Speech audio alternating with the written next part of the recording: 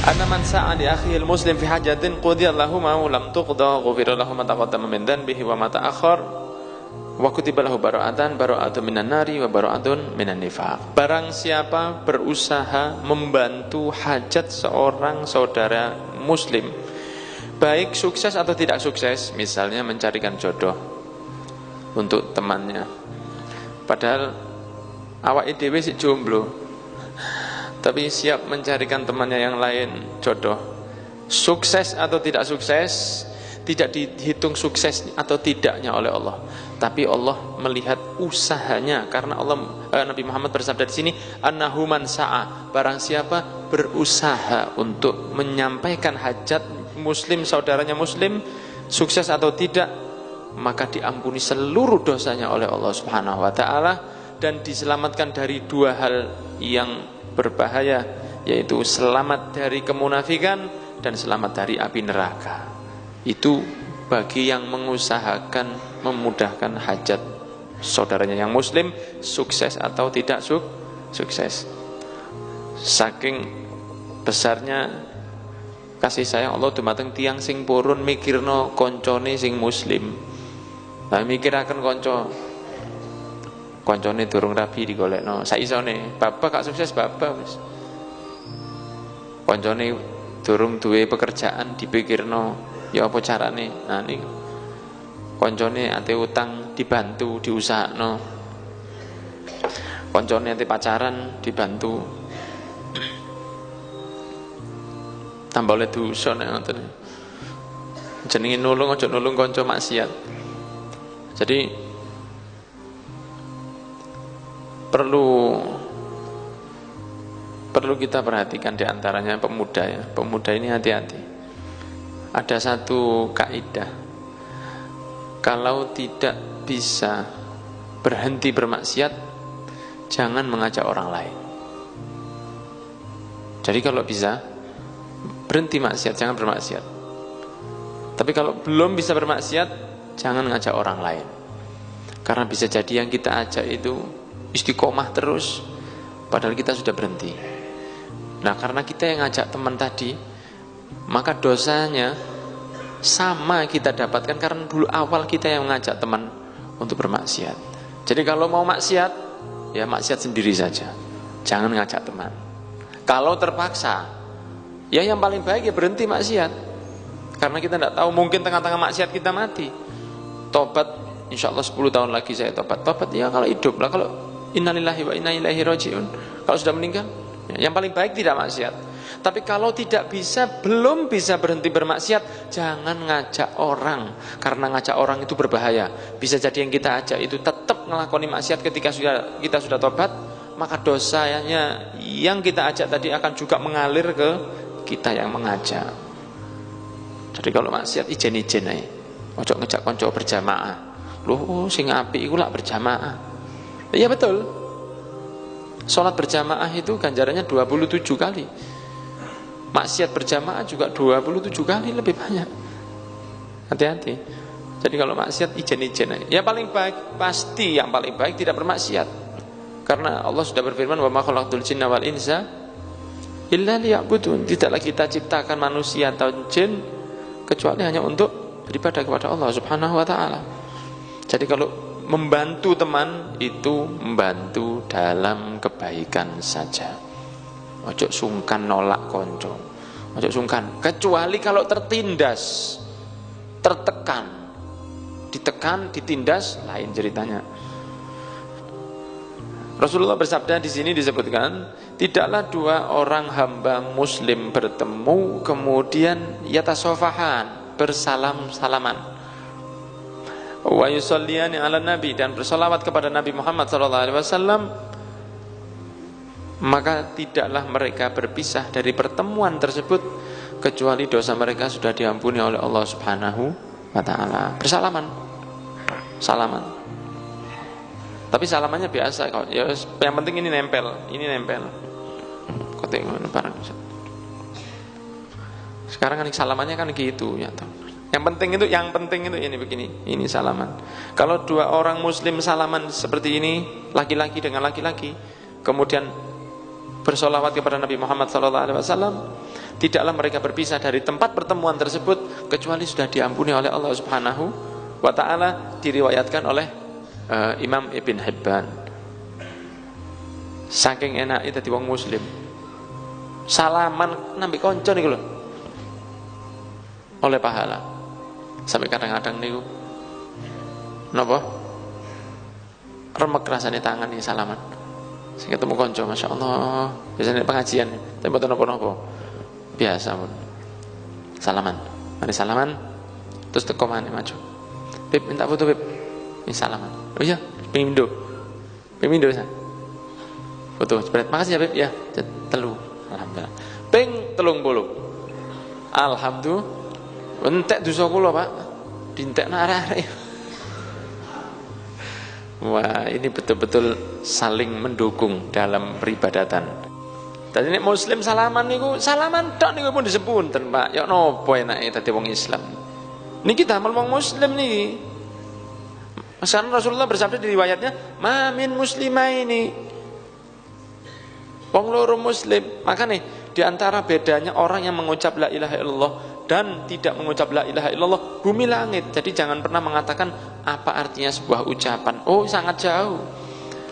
Seseorang yang mengatakan la ilaha illallah Muhammad Rasulullah, dia berhak dapat surga. Yang tidak mengatakan, dia tidak berhak. Seseorang yang mengatakan la ilaha illallah Muhammad Rasulullah, kalau kena cobaan, cobaan itu untuk membersihkan dosa-dosanya. Jalan di jalan kesandung, diampuni dosanya oleh Allah Subhanahu wa taala, kecuali kalau dia kesandung dan menyebutkan beberapa anggota kebun binatang.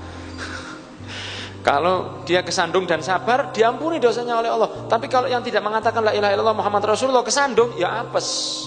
Tidak diampuni dosanya karena kesandung. Jangan pernah mengatakan la ilaha illallah Muhammad Rasulullah itu hanya sebuah ucapan, dan itu yang kecil. Di belakangnya la ilaha illallah Muhammad Rasulullah itu keagungan yang luar biasa. Jadi tidak sama. Seseorang yang mengatakan la ilaha illallah Muhammad Rasulullah, dia sudah dapat tiketnya surga. Tinggal menjaga supaya tetap begitu sampai datang ajal. Jadi kalau orang mengatakan la ilaha illallah Muhammad Rasulullah, untung, lebih sugih, kaya, lebih dari dunia dan isinya. Kata-kata la ilaha illallah Muhammad Rasulullah sallallahu alaihi wasallam. Lah ini kalau orang non muslim salaman, ya tidak diampuni dosanya oleh Allah. Ya salaman sampai legrek, ya gak diampuni. Tapi kalau orang muslim salaman diampuni karena muslimnya tadi. Saking enaknya tadi wong muslim. Jadi kita itu kadang-kadang tidak tahu. Karena kita itu tidak tahu. Mungkin kita masuk surga gara-gara salaman itu. Mungkin. Dan kita tidak tahu. Mungkin kita masuk surga karena hal-hal yang remeh. Ada seorang perempuan yang masuk surga karena nolong anjing. Ada orang masuk surga karena motong pohon yang mengganggu jalan orang. Ada orang yang masuk neraka karena ganggu kucing. Ganggu kucing masuk neraka, padahal ahli puasa, ahli sholat. Jadi kita tidak tahu. Lakukan kebaikan apapun sebisa mungkin walaupun kecil, dan jauhilah maksiat apapun sebisa mungkin walaupun kecil, karena bisa jadi yang kecil itu menjadikan kita masuk surga, juga bisa yang kecil itu menggarai kita semakin dekat dengan neraka. Waliyadzubillah, semoga dijaga oleh Allah Subhanahu wa taala.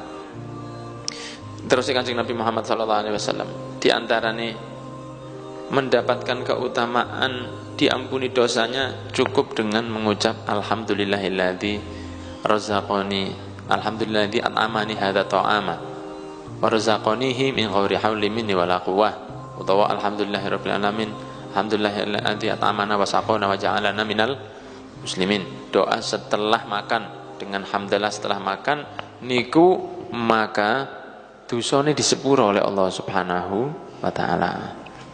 Rasulullah yang bersabda, diriwayatkan oleh Imam Abu Dawud, mengucap hamdalah setelah makan diampuni dosa kecilnya oleh Allah Subhanahu wa taala.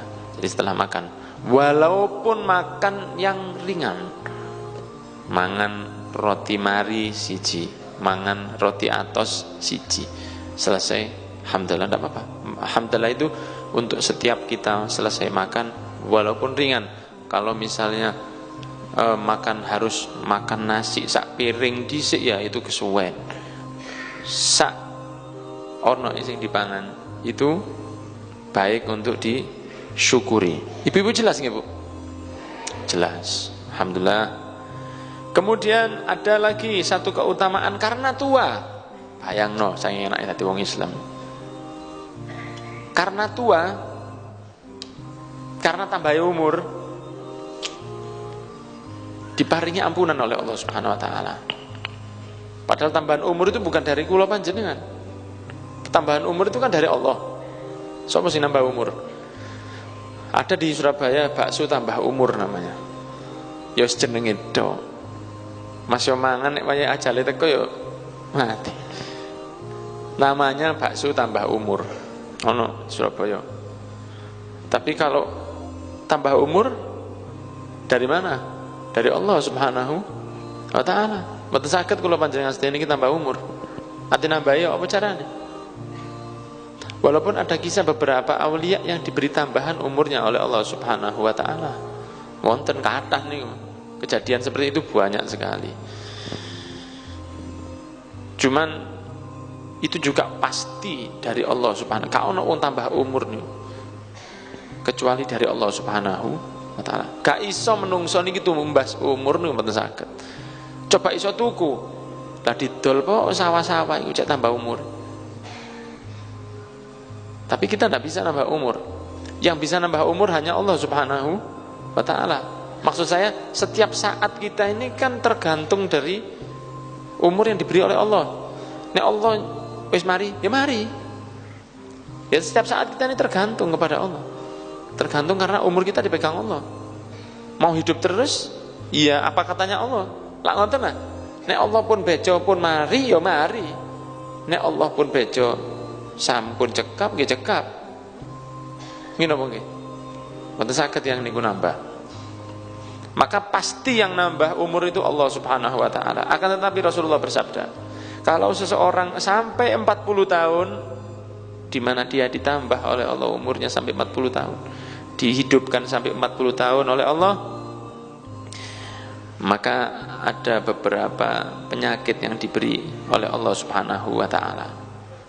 Di sini disebutkan, kalau sampai 50 tahun diringankan dosanya oleh Allah Subhanahu wa taala. Ya napa ya? Yang nambah umur Allah, yang meringankan dosanya Allah. Gak melok apa-apa, Pak. Wis kari mangan turu salat. Ditambah umurnya dikurangi dosanya oleh Allah. Fa idza balagha 60 sanatan, kalau sudah mencapai 60 tahun, diberi hadiah oleh Allah semakin dekatnya dirinya kepada Allah Subhanahu wa taala. Dicedhekno nang Allah. Awake dicedhekno nang Allah Subhanahu wa taala. Fa idza balagha 70, kalau sudah sampai 70 tahun, dicintai malaikat. Dicintai oleh ahlus sama, dicintai oleh makhluk yang ada di langit. Para malaikat didoakan, dimintakan ampunan, didoakan oleh malaikat. Hanya karena umurnya ditambahi Allah sampai 70 tahun. Fa idza balagha 80 sanatan, kalau sampai 80 tahun, uthbitat hasanatuh wa muhiyat sayyi'atuh. Ditetapkan oleh Allah pahalanya, diampuni sedaya dosane. Hanya karena ditambahi umur. Fa idza balagha 90, kalau sampai 90 tahun, ghafarallahu lahu ma taqaddama min dhanbihi wa ma ta'akhkhar. Diampuni seluruh dosanya oleh Allah Subhanahu wa taala. Wa summiya asirallahi fi ardih wa syuffi'a li ahli baitih. Dan diberi nama, diberi julukan tawanan Allah yang ada di bumi. Tawanannya Allah yang ada di bumi. Sebetulnya itu miliknya Allah, tapi di bumi wong iki sian. Sebetulnya ini sudah bukan tawanan jelek ya, kesayangannya Allah Subhanahu wa taala. Tapi yang masih ada di bumi. Dan diampuni keluarganya, barokai tiang sing sepuh niki mau sing umur 9 tahun. Apa ya umur pinten? Pinten? 87. Insyaallah panjang umur. 8 Pak niki Yai Syukur saking Lok Jati. Dadi ping 3 kula. Nah, niki berarti Yai Syukur niki sudah masuk yang diampuni semua dosa, diampuni dosanya dan ditetapkan pahalanya. Dan jenengan nggih ngoten insyaallah. Yang tambah umurnya, cobaan itu biasanya masuknya mulai umur 40, tapi semoga gak dicoba sing nemen-nemen. Wis pilek diluk waras. Oh, aku cobaan ya Allah. Siap aku. Aduh, jangan nantang pangeran. Ya, kalau tidak dicoba itu tidak mungkin. Mungkin tidak dicoba, tidak mungkin. Wow, kata dicoba belas, ya iku cobamu. Saya tidak pernah dicoba mbek pangeran. Lancar kabeh ya iku cobamu. Kon eling pangeran apa gak? Iya, nah dia. Iya. Iku coba berarti. Lancar itu coba. Syukur atau tidak? Ruwet itu coba. Sabar atau tidak? Kapan tidak dicoba? Kalau sudah bisa jawab man rabbuka wa ma dinuka wa ma qiblatuka dan sebagainya, pertanyaannya malaikat munkar nakir sudah bisa jawab, itu baru lepas dari coba. Itu baru lepas dari coba.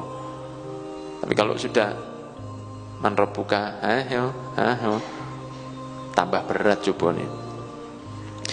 Wallahu a'lam bishawab.